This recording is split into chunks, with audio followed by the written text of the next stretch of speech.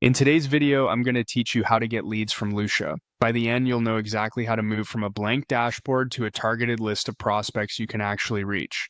Start by heading to your Lusha dashboard and signing in. Once you're in, look to the left-hand side and open the search area. This is your command center for prospecting. The results you get will only be as good as the inputs you provide, so take a moment to get familiar with the filters before you start clicking around. Use the filters to narrow your audience to the people who are most likely to buy. You can filter by things like job title, seniority, department, location, industry, and company size. A good approach is to begin a bit broad, say, a department and a region, then layer in specifics like seniority or a particular title. You'll see your result count update as you refine, which helps you balance precision with a big enough pool to work from.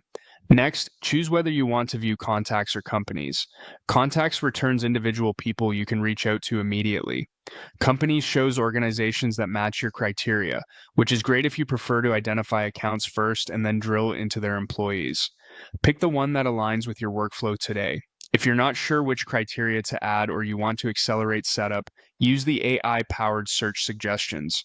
You'll notice smart prompts that infer relevant roles or industries from what you've entered. Click the suggested option to apply it. This can save time and surface segments you might not have considered, while still keeping your search aligned to your intent. Once your results load, select a promising profile by clicking the checkbox next to it. This lets you keep track of the contact as you review details. Then, open Show Details to preview what Lusha knows about this person or company. You'll typically see role, seniority, location, and other context that helps you judge fit before revealing any sensitive contact data.